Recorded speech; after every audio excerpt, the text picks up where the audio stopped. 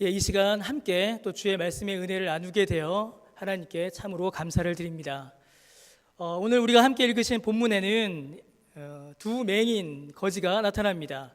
예수님께서 제자들과 함께 여리고를 떠나가실 때에 큰 무리가 예수님을 따라왔고 그 길에 맹인 두 사람이 있었습니다. 이 맹인 두 사람은 매우 큰 고통을 겪고 있는 자들이었습니다. 눈이 보이지 않는 것은 매우 큰 고통입니다.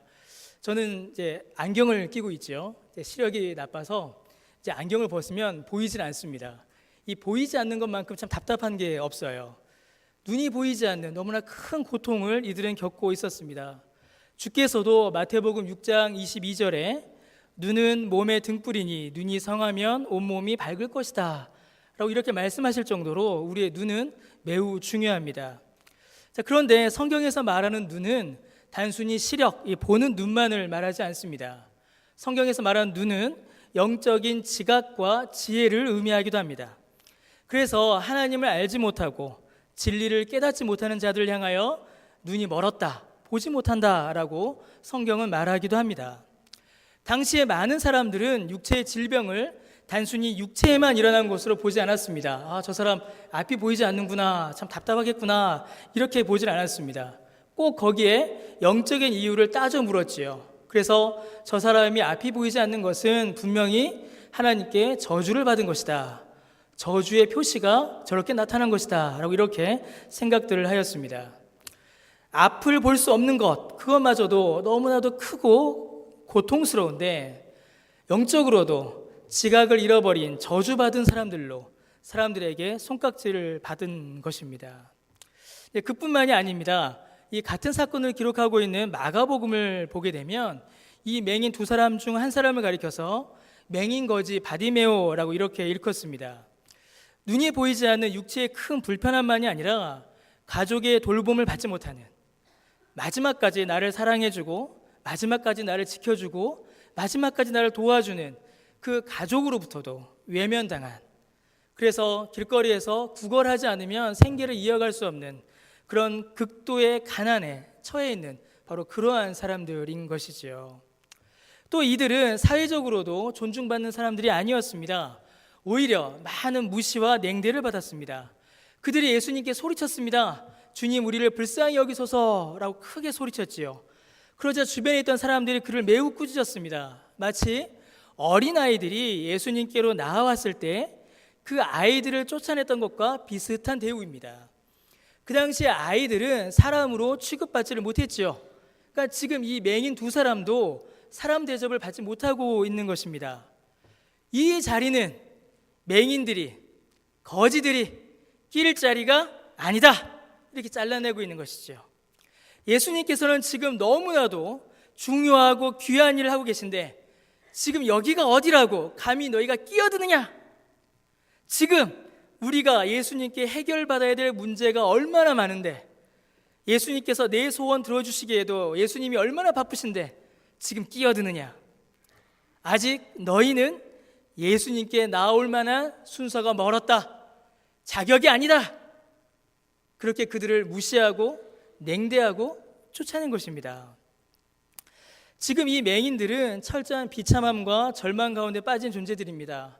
신체에 큰 장애가 있고 가족으로부터 외면당하고 가난하고 사회적으로도 소외당하고 뒤로 밀리고, 또 그런 신앙 공동체, 유대교라는 신앙 공동체 안에서도 마치 저주받은 사람인 양 손가락질 당하는 그런 존재들인 것입니다.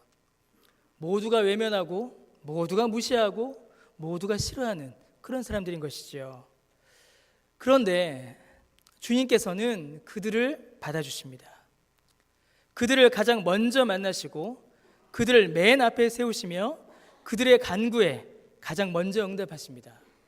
많은 무리가 예수님을 따라왔지만 그 많은 무리가 아닌 이 사람들, 이 거지 맹인들에게 주께서는 먼저 은혜를 베푸십니다. 사람들이 볼 때에는 주님께 소원을 말하는 것은 고사하고 주님 앞에 나오는 것조차도 합당하게 여겨지지 않는 그들을 주님께서는 가장 먼저 받아주신 겁니다. 여러분, 주님께서는 왜 그들을 가장 먼저 받아주셨고 그들의 간구에 주께서는 응답하셨을까요? 아주 단순한 이유 때문입니다. 그들의 믿음과 간구 때문입니다. 그들은 주님을 구주로 믿었고 주의 도우심을 간구하였습니다.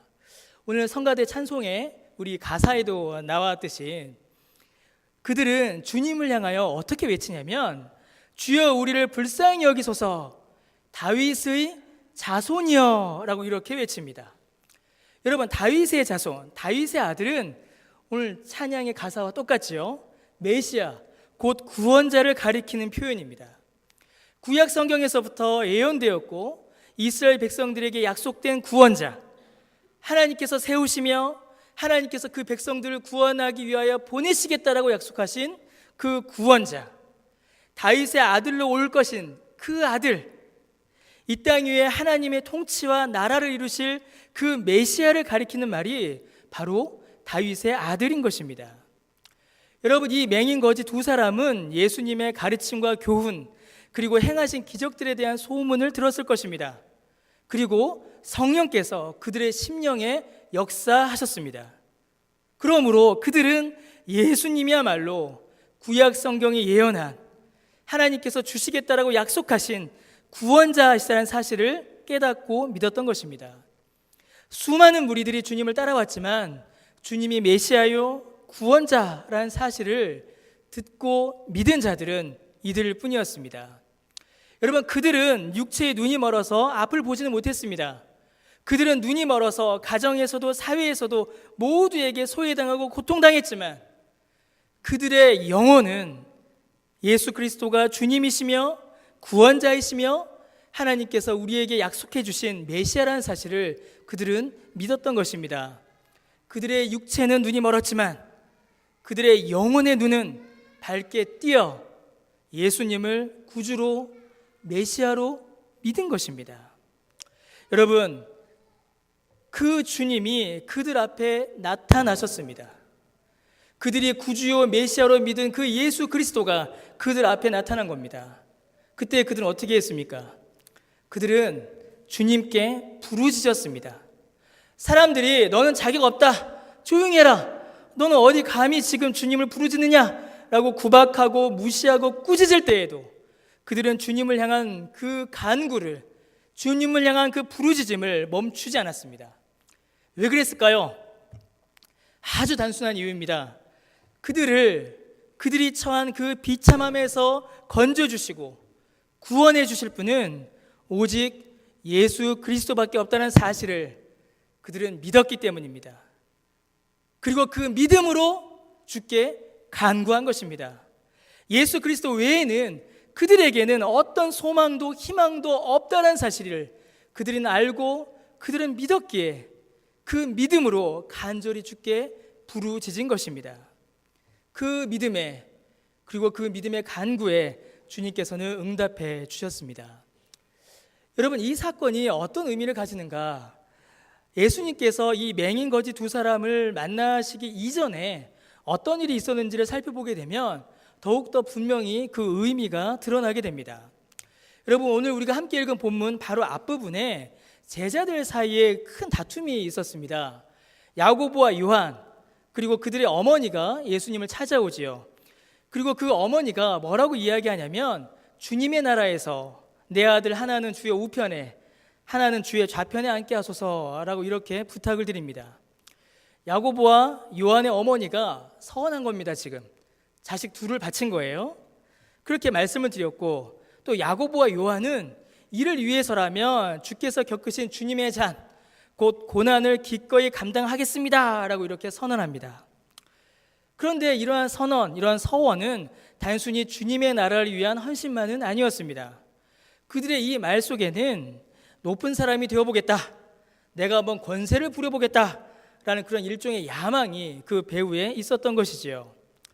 그러한 말을 들으시고 주님께서는 이들을 향하여서 중요한 하나님 나라의 원리를 가르쳐 주십니다. 첫 번째 원리가 이제 25절에 나오는 것이지요. 하나님 나라에서 크고자 하는 자는, 높임을 받고자 하는 자는 오히려 다른 사람을 섬기는 자, 종이 되어야 한다라고 주님께서 말씀하십니다. 세상과는 정반대의 원리이죠. 높은 자, 권세를 부리는 자는 오히려 섬김을 받고 종을 부립니다. 높은 자가 돼서 종이 된다. 이거는 말이 되지 않는 것이죠.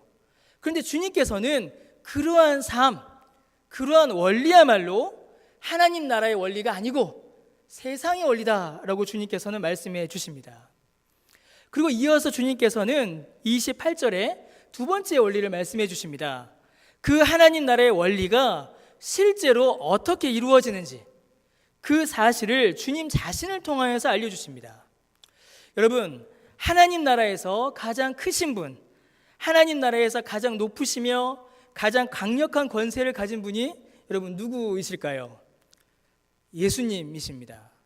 예수님이십니다. 예수님이야말로 가장 높으신 분이요 가장 큰 권세를 가진 분이시죠.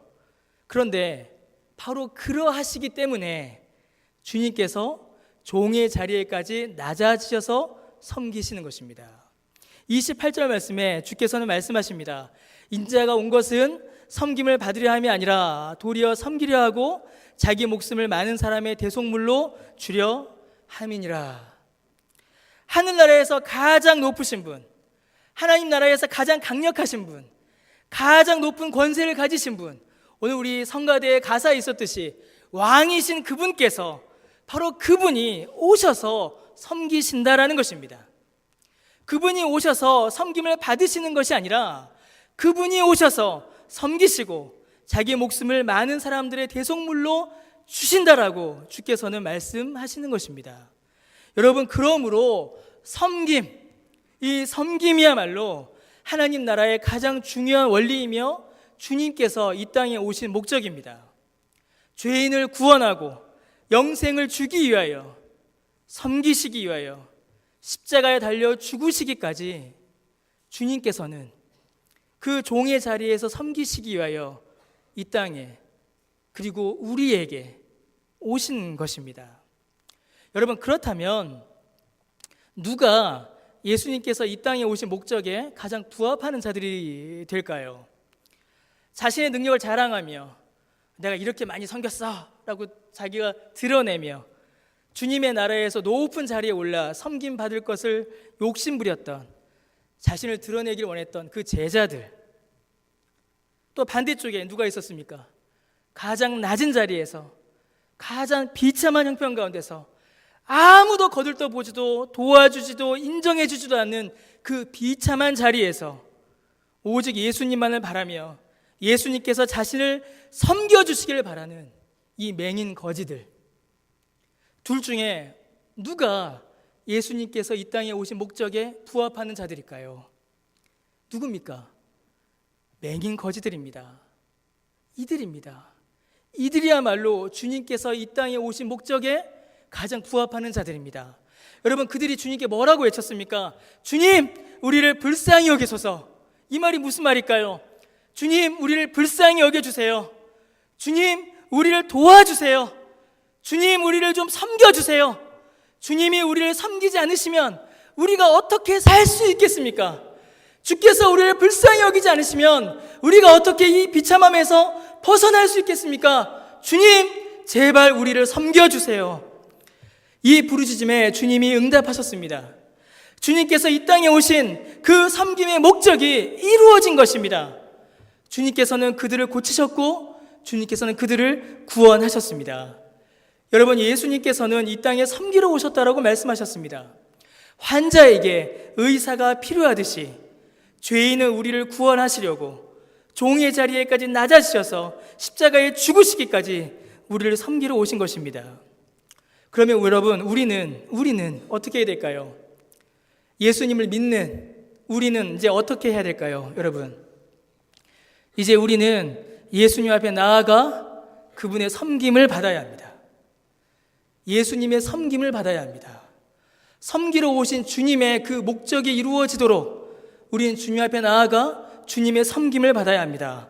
구원의 섬김, 죄사함과 영생을 위한 그 십자가의 섬김, 그것을 우리는 받아야 합니다. 사양하면 안 됩니다. 외면해서도 안 됩니다. 모른 척해서도 안 됩니다. 주님의 섬김을 우리는 받아야 합니다. 여러분, 그럼에도 불구하고 우리의 마음 이제 한편에는 주님의 섬김을 받는다라는 이 말이 좀 왠지 어색하고 불편하게 느껴지는 분들도 아마 계실 겁니다. 우리가 주님을 섬긴다, 하나님을 섬긴다라는 말, 그런 표현은 익숙합니다. 많이 하죠. 그런데 반대로 우리가 주님의 섬김을 받는다라는 이 말은 왠지 좀 불편하고 또 위아래가 좀 바뀐 것 같은 이제 그런 마음이 좀 듭니다. 그렇지 않으십니까? 어른이신데, 나는 아랫사람인데 어떻게 어른이 나를 섬기시나? 내가 섬겨야지. 어떻게 그 왕이신 주님이 나를 섬기시나? 종된 내가 왕을 섬겨야지. 이런 마음이 우리 안에 있는 것이죠. 그 자체가 나쁜 것은 아닙니다. 그 자체가 얼마나 귀하고 소중한 것인지를 몰라요. 그러나 그것이 주님 보시기에 옳다라고 하기에는 또 조금 어렵습니다. 우리가 주님의 섬김을 받는다라는 말을 좀 어색하고 익숙하게 느끼지 못하는 이유가 있습니다. 그 이유가 무엇이냐면 우리가 우리의 실체, 우리의 본 모습을 정확하게 모르고 있기 때문입니다.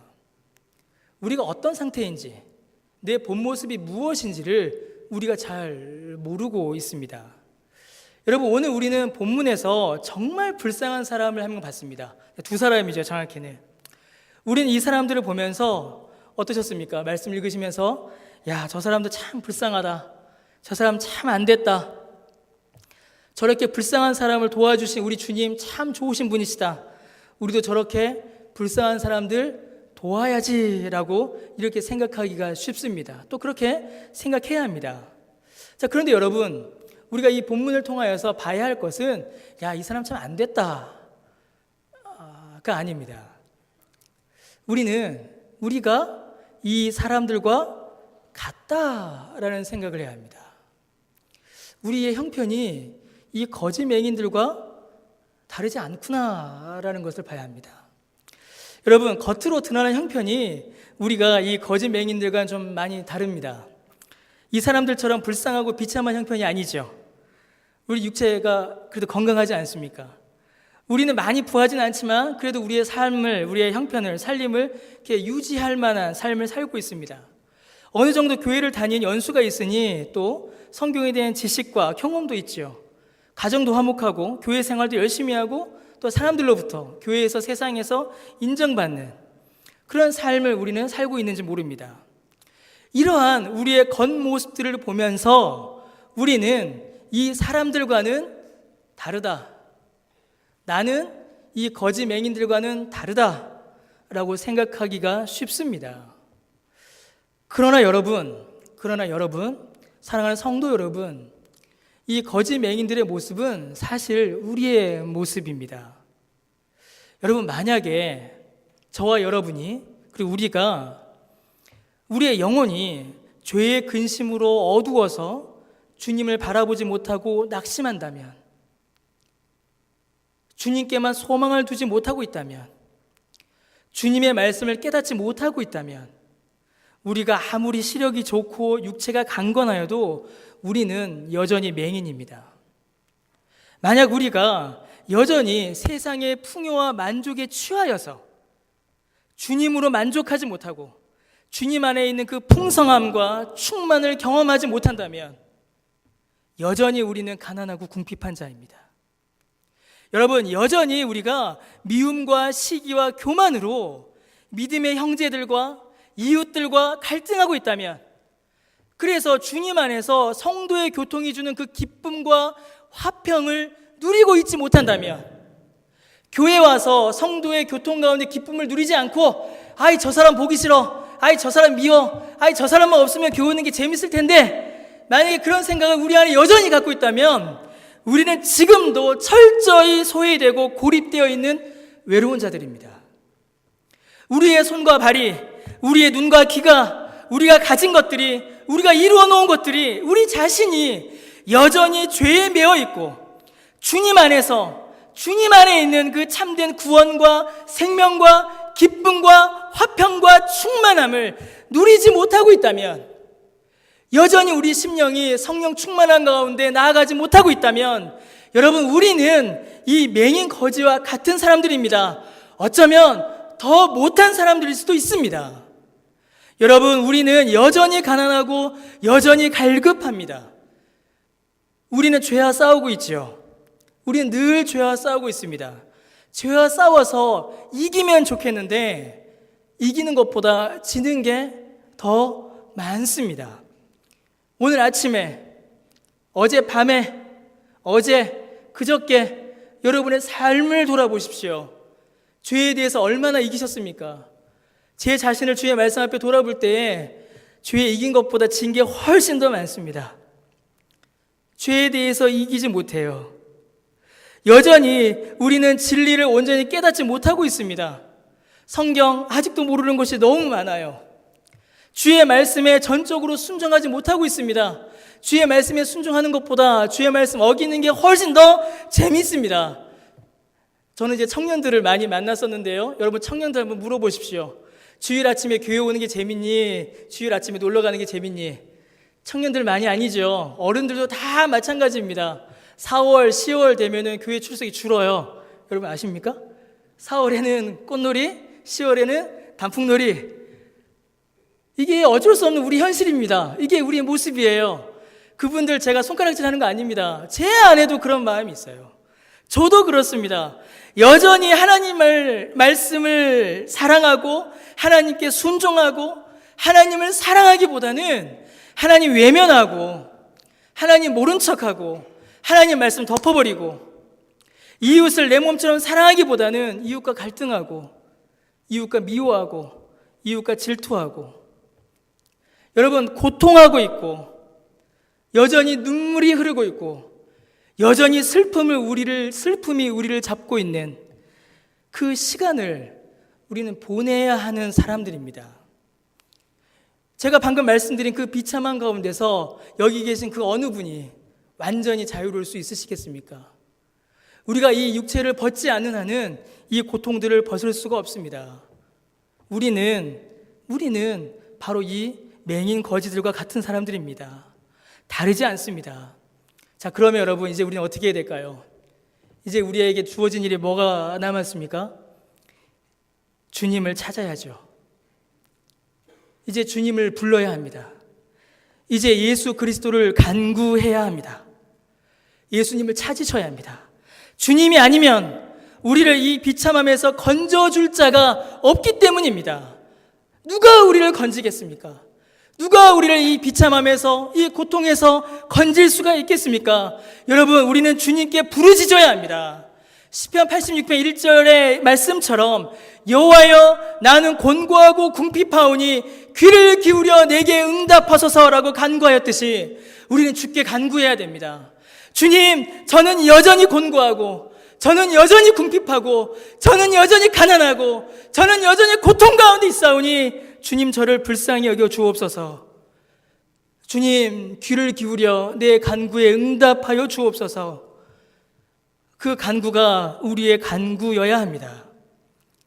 그러면 여러분 주님께서 외면하시겠습니까?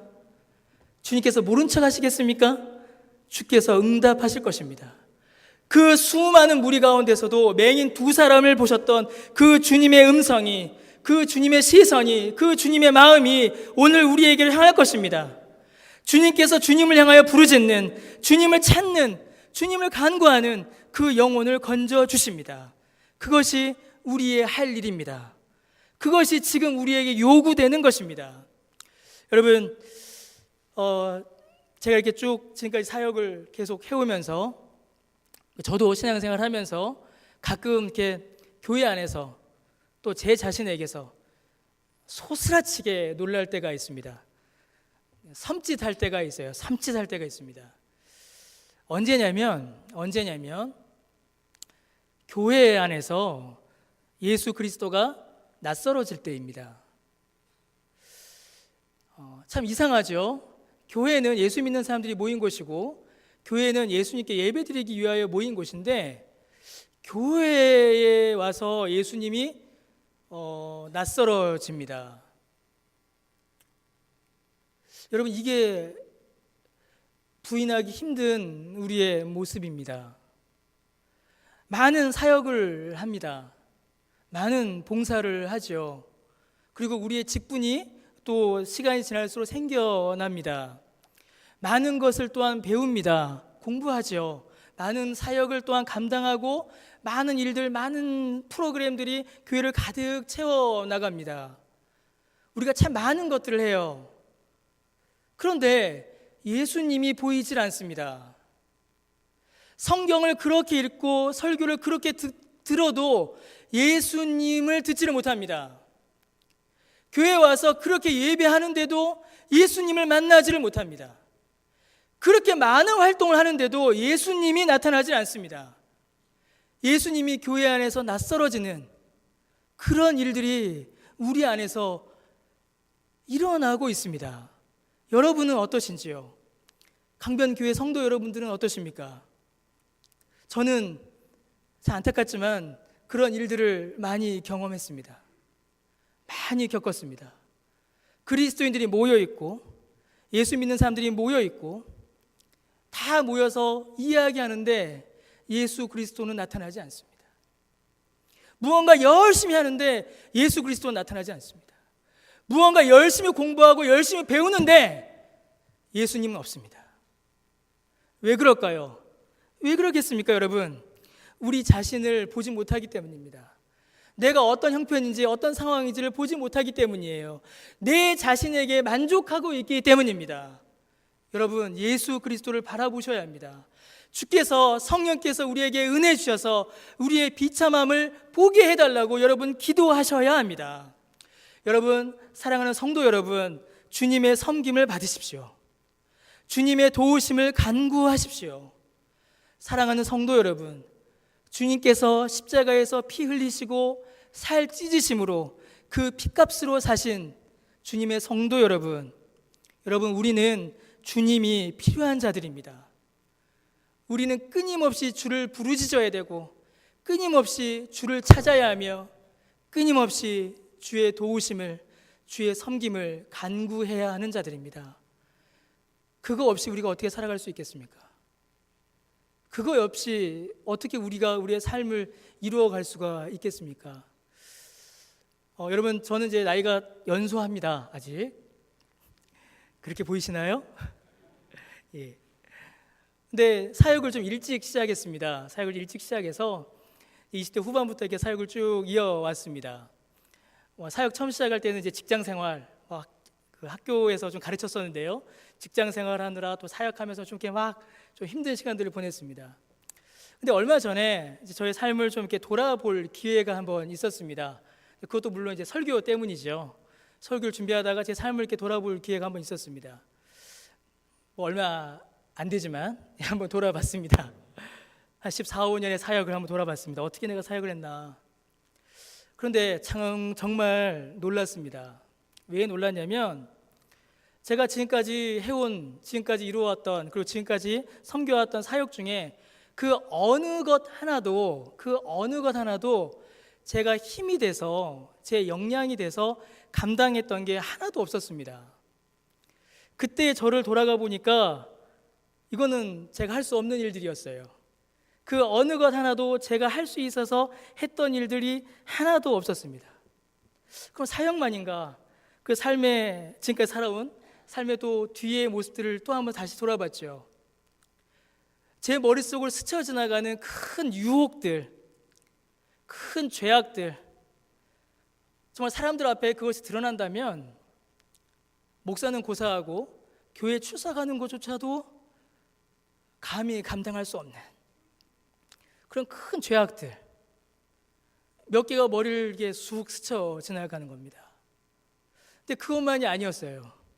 또 몇 가지의 슬픈 일들, 몇 가지의 고통스러웠던 일들이 또 제 머리를 그 순간 쑥 스쳐 지나가는 겁니다.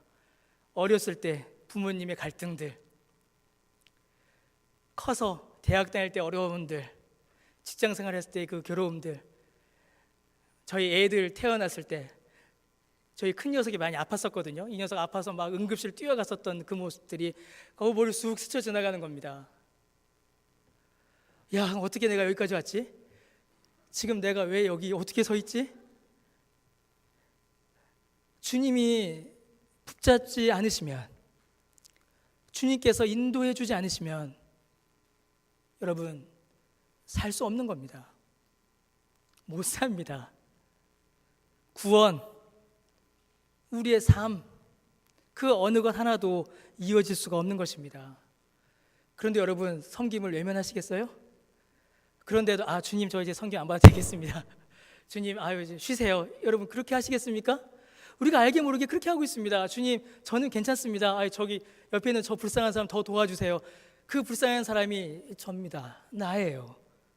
주님, 이제 좀 우리 그만 만날까요? 그렇게 하면 안 되겠죠. 우리는 주님의 섬김을 더 간절히 받아야 합니다. 자, 그러면 여러분, 우리가 어떻게 주님의 섬김을 받을 수 있을까요? 어떻게 하면 주님의 섬김을 받을 수 있을까요? 가장 먼저는 주의 말씀으로 주님의 섬김을 받으십시오. 주께서는 말씀으로 주의 뜻을 알려주시고 우리를 위로해 주시며 인도해 주십니다. 주님의 말씀의 섬김을 받으시기 바랍니다. 여러분, 성찬으로 주님의 섬김을 받으십시오. 성찬은 주님께서 우리를 섬기시는 일입니다. 주께서 우리를 죄에서 건지시기 위해 그 살을 찢으시고 그 피를 흘리셨음을 우리에게 보여주시고 그 은혜를 실제로 우리에게 누리게 하시는 그 성찬을 통하여 주님의 힘주심을 받으시기 바랍니다. 여러분, 기도로 주님의 섬김을 받으십시오. 기도로 주님 앞에 나오며 기도로 주께 소원을 아뢰며 주님의 일하심 안에 동참하시기 바랍니다. 여러분, 찬송으로 주님의 섬김을 받으십시오. 여러분, 찬송 가운데 어떠십니까? 찬송이 오늘 찬송 왜 이렇게 어려워? 오늘 찬송 왜 이렇게 음이 높아? 여러분, 그러십니까?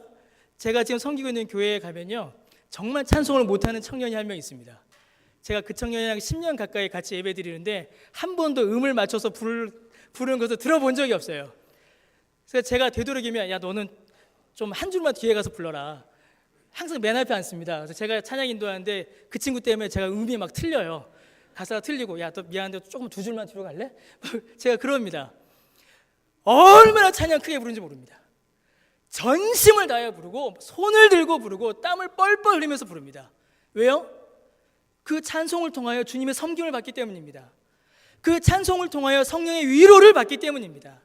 그 찬송을 통하여 힘을 얻기 때문이죠. 여러분, 주님의 섬김을 받으시기 바랍니다. 기도로, 찬송으로 주님의 섬김을 받으시기 바랍니다. 이 모든 일들이 이루어지는 주님께서 우리에게 은혜 베푸시는 은혜의 통로인 이 예배를 통하여 주님의 섬김을 받으시기 바랍니다.